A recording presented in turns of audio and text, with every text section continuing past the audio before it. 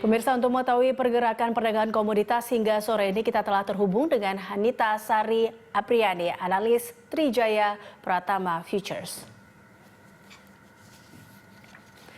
Selamat sore Bu Hanita. Selamat sore Mbak Elisa. Ya Bu Hanita, bagaimana pergerakan perdagangan komoditas kita hari ini Bu Hanita? Ya, terima kasih Mbak Elisa. Terpantau untuk pergerakan harga komoditas hari ini, emas masih mengalami kenaikan tentunya. Ini terjadi penguatan hari ini ya, kembali membuat rekor harga tertinggi di 1.880. Tadi pagi harga emas dibuka di harga yang cukup tinggi, yaitu di harga 1.871 US dollar per troy ounce. Ini membuktikan bahwa emas masih terus mengalami kenaikan dan penguatan yang sangat signifikan. Tentu saat ini emas tetap menjadi produk atau pilihan investasi yang primadona di kalangan investor, begitu Mbak Elisa. Oke, emas masih menjadi primadona ya, masih menjadi pemegang utama lah, pilihan menjadi safe haven. Tapi Anda melihat apa sih yang menjadi penggerak paling tidak hingga harga emas sore hari ini dan juga sempat kemarin ya mencetak rekor? Betul, Pak. Di sini banyak faktor pendukung ya, di mana adanya ketegangan antara Amerika dan Tiongkok.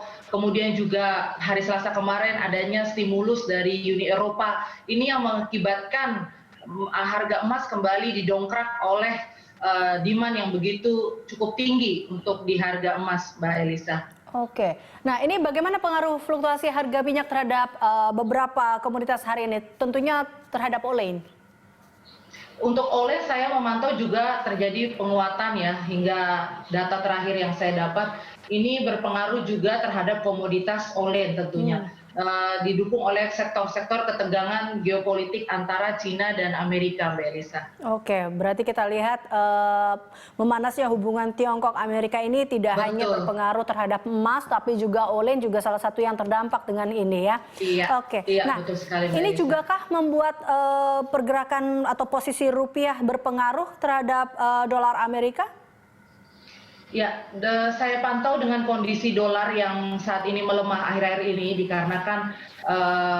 dikarenakan jumlah uang yang beredar juga cukup banyak dan aksi taking profit ya, aksi jual di mata uang dolar, dan ini membuat memicu inflasi terhadap mata uang US dollar. Ini juga membuat harga komoditas yang semakin demand terhadap komoditas emas ini semakin berpeluang untuk menguat lebih tinggi lagi, terutama di emas tentunya, Mbak Elisa. Oke, nah emas bisa di level berapa Bu Hanita kira-kira?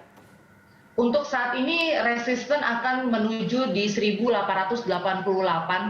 Kemudian jika harga tersebut tembus, maka psikologis pasar akan mencoba harga tertinggi emas sepanjang masa, yaitu tahun 2011 di harga 1.920, Mbak Elisa. Wow, ya, dan kita lihat trennya terus meningkat ya, seperti ya Bu Hanita. Terus meningkat, betul. Oke, kalau kita lihat peluang dari beberapa komoditas lainnya, ini seperti apa peluang komoditas hingga akhir pekan? Tentunya bagaimana trennya sampai akhir pekan ini?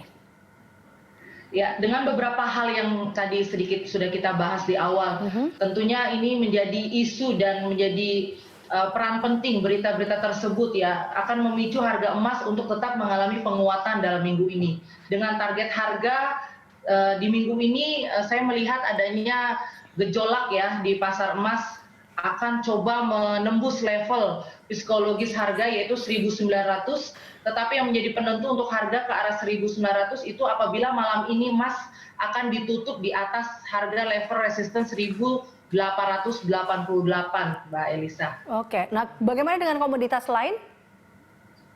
Komoditas lain kalau dari emas dunia yaitu oil juga saat ini mengalami kenaikan di harga 42 per barel ya. Ini juga didukung oleh stimulus Uni Eropa kemarin hari Selasa, Mbak Elisa. Oke, baik. Lalu kita juga Anda melihat apa yang harus dicermati pastinya hingga akhir pekan ini atau mungkin dengan pekan depan?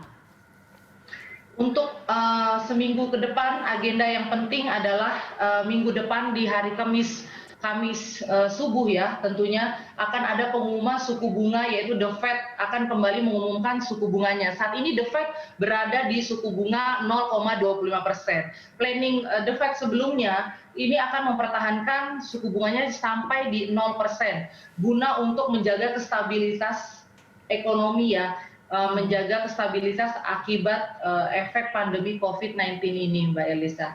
Oke, baik. Terima kasih Ibu Anita telah bergabung bersama kami. Terima kasih atas informasi dan juga analisisnya. Pemirsa, Anita Sari Apriani, analis Trijaya Pratama Futures.